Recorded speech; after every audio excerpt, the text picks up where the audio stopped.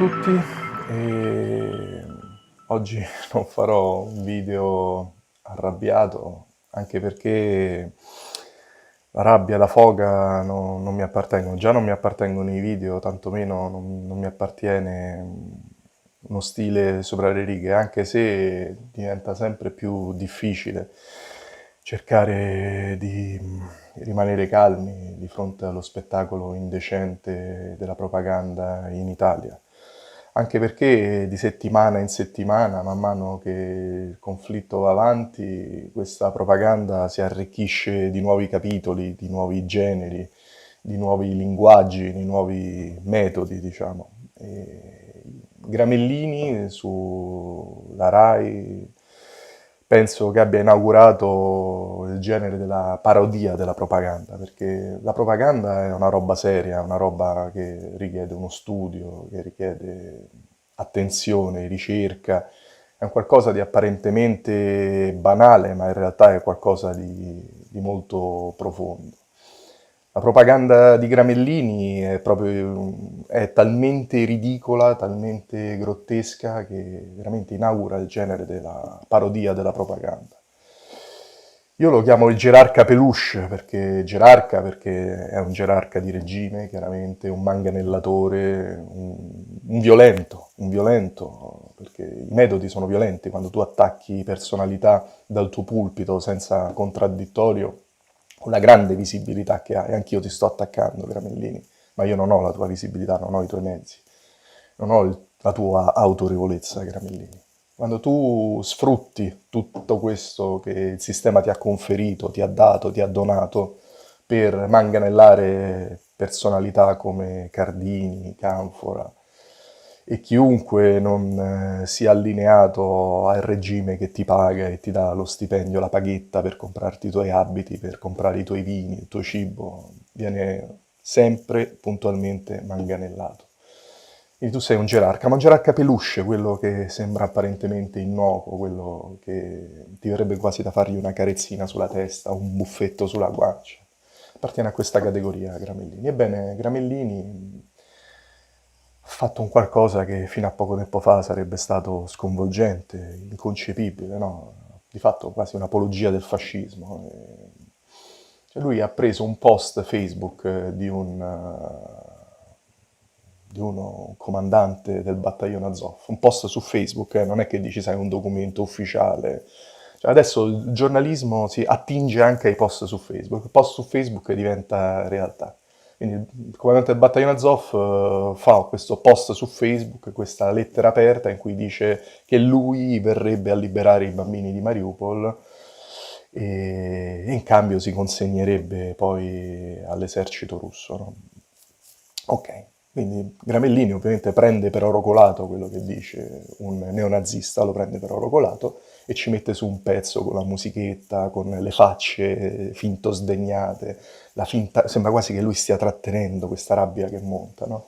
E ci tira fuori un pezzo, no? Come vi dice dire, i russi, vedi, stanno intrappolando i bambini delle città.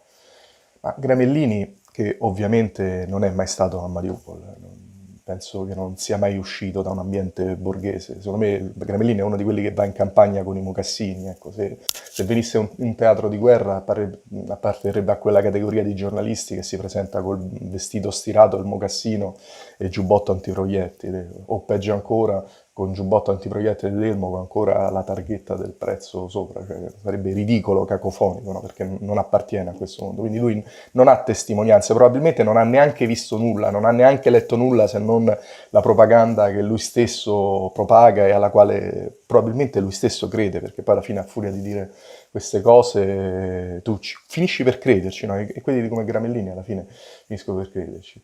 Ma dicevo, non hanno visto i video in cui ci sono carovane infinite di famiglie, di bambini che escono dalla città, no? Quindi Gramellini, per quale motivo i russi dovrebbero trattenere i bambini di cui dice il comandante del battaglione Azov? In che modo li trattengono? Perché non li farebbero uscire? Perché gli altri escono e quei bambini non escono? E perché c'è bisogno di un neonazista per farli uscire, Gramellini? Ce lo spieghi, per favore? Cioè, sono cose proprio, è l'ABC, è l'ovvio. Gramellini, tu non hai visti i video di questi di Azov che giravano per Mariupol e dicevano non uscite dalla città perché i russi vi sparano, i corridoi umanitari non esistono, state nelle cantine che noi vi proteggiamo. Li hai visti? Ci sono i Gramellini, sono i video, ok? Ma tu li hai visti i video di questi qui che sparano alle gambe dei prigionieri, li pestano di botte?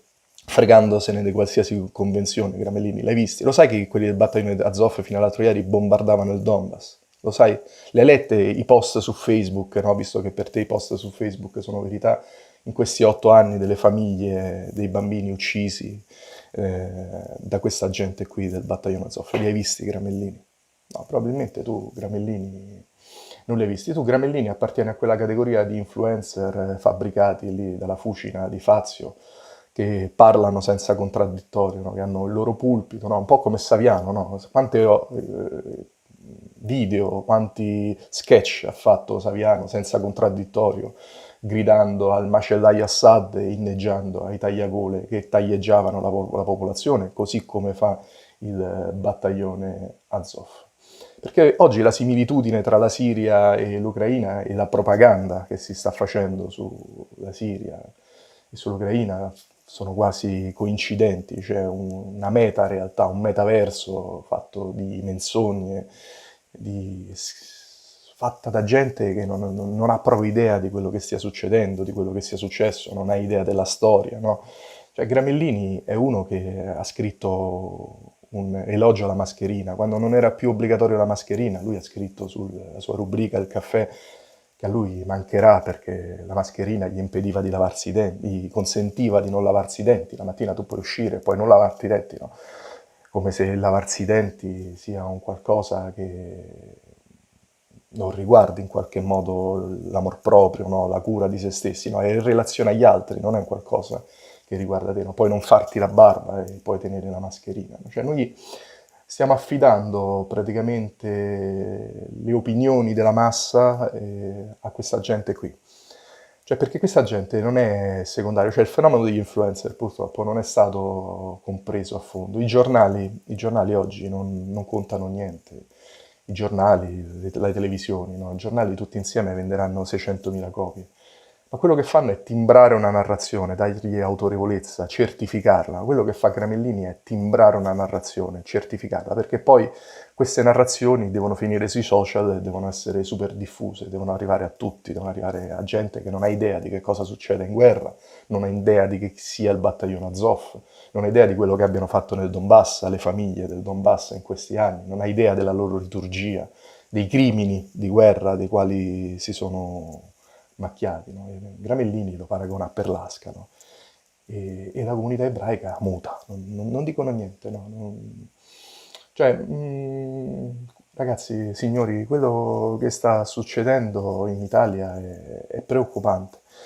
Il fatto è che gli dice male è che purtroppo questa cosa non sta attecchendo come con la pandemia, perché con la pandemia c'era la paura, si era coinvolti, c'era stata la cura a Ludovico dei 2 mesi chiusi dentro casa, ma in questo momento l'Ucraina è lontana, la maggior parte della gente dice ma scusate, cioè, abbiamo massacrato, devastato interi paesi, adesso per quale motivo vi svegliate e siete così preoccupati per i profughi ucraini? Per quale motivo io dovrei sacrificare il mio benessere, la mia salute, il mio posto di lavoro, la salute dei miei figli, il benessere dei miei figli, per un popolo che ha avuto 8 anni per risolvere la questione, che per 8 anni ha bombardato i civili del Donbass, che per 8 anni ha lasciato proliferare i signori come quello del battaglione Azov, per 8 anni e nessuno ha fatto nulla. Poi oggi ci svegliamo e all'improvviso bisogna correre, bisogna fare in fretta, bisogna fare sacrifici. Noi ovviamente, noi dobbiamo fare sacrifici. Quindi per questi motivi si sta aprendo una falla nel mondo dell'informazione, perché oggi sempre più persone vedono questi spettacolini grotteschi con i nostri occhi, con gli occhi di chissà qual è la ratio che c'è dietro, chissà chi ci sia dietro i Gramellini, chi gli paga lo stipendio, perché vedete che poi alla fine la fucina, il mondo, il brodo di coltura è sempre lo stesso. Quindi occhio, mi raccomando, al giornalismo fatto con i post su Facebook.